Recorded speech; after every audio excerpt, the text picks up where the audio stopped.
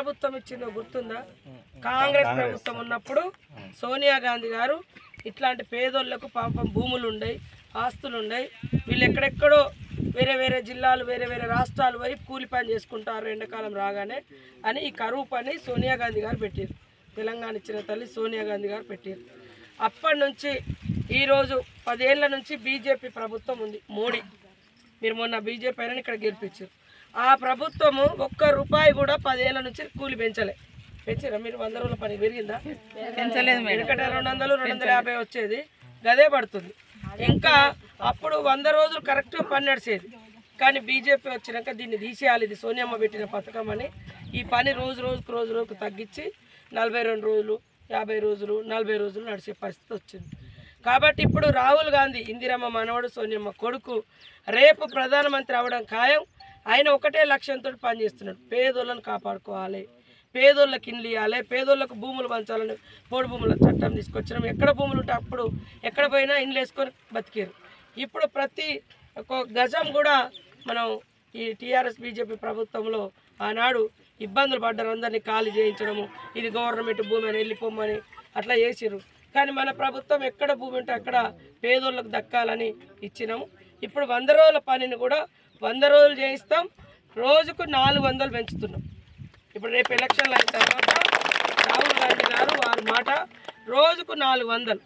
ఎందుకంటే అన్నిటికీ పెరిగినాయి, ఉప్పుకు పెరిగింది, పప్పుకు పెరిగింది, బట్టలకు పెరిగింది, బంగారం పెరిగింది, పాల ప్యాకెట్ పెరిగింది, మీరు ఎక్కే ఆటో ఛార్జీలు పెరిగినాయి, డీజిల్ ఛార్జీలు పెరిగినాయి, ప్రతి దానికి పెరిగినాయి. కానీ మీ కూలికి మీ కష్టానికి మాత్రం రేట్లు పెరగాలి. అవునా కాదు? ఇది 10 ఎవరి చేతులు ఉంటుందంటే ఈ పని కేంద్రం ఢిల్లీలో ఉంటుంది.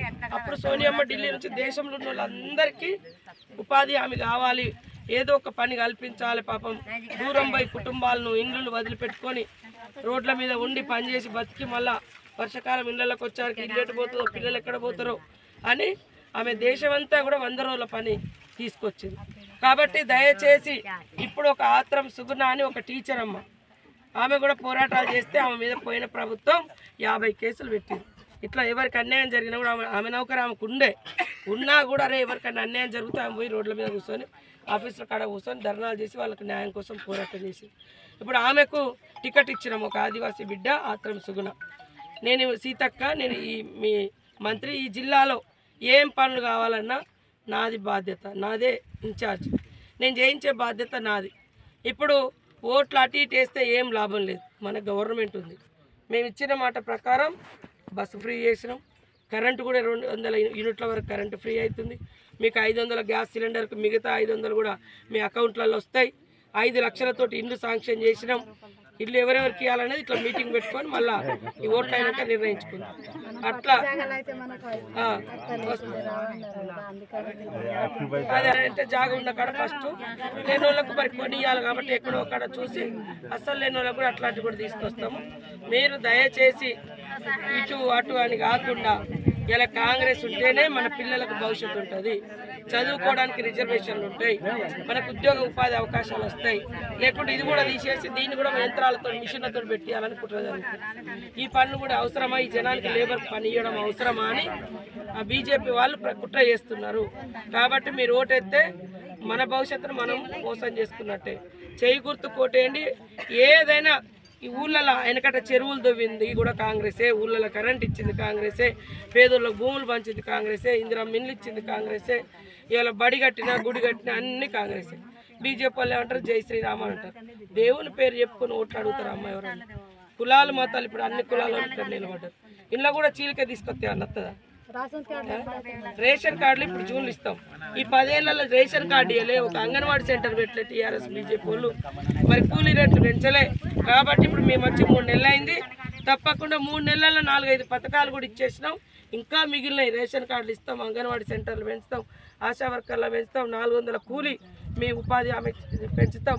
భూములు లేని ఇండ్లు జాగా లేని వాళ్ళకి ఎక్కడ జాగుంటే అక్కడ మరి గవర్నమెంట్ కొని అలాట్ చేస్తుంది. ఇప్పుడు పేదోళ్ళు ఎవరుంటే ఫస్ట్ వాళ్ళకి ఇండ్లు ఇస్తాం. మీరు అందరు మీ బాధ్యత నాది. పింఛన్లు రానోళ్ళు దాదాపు 10 ఏళ్ళ నుంచి కూడా చాలామంది భర్తలు కోల్పోయిన వాళ్ళు కూడా పింఛన్ రాలేదు. అలాంటి వాళ్ళ సమస్యలు కూడా మా దృష్టిలో ఉన్నాయి. తప్పకుండా ఇచ్చే బాధ్యత నాది, నేనే పింఛన్లు మాట్లాడాను. కాబట్టి మీరు అందరూ దయచేసి చేయి గుర్తుకు ఓటేసినాక పనికిరండి ఆ రోజు. ముందుగా ఇటు వచ్చి అడిపోయాను అనుకో, ఎండకు మళ్ళీ పోలేదు. ఓటైన వాళ్ళకు అడిగే హక్కు ఉండదు.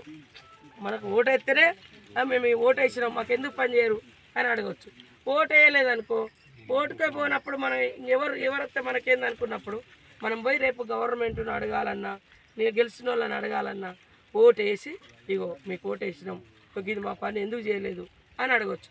మనం ఇంటికాడ ఉన్నాం అనుకో, ఇంకా మనకేం అడిగే ఇది ఉంటుంది. కాబట్టి మీరు అందరూ కూడా దయచేసి చేయి గుర్తు 13వ తారీఖు చేయి గుర్తు కోటేయండి. సుగుణక్క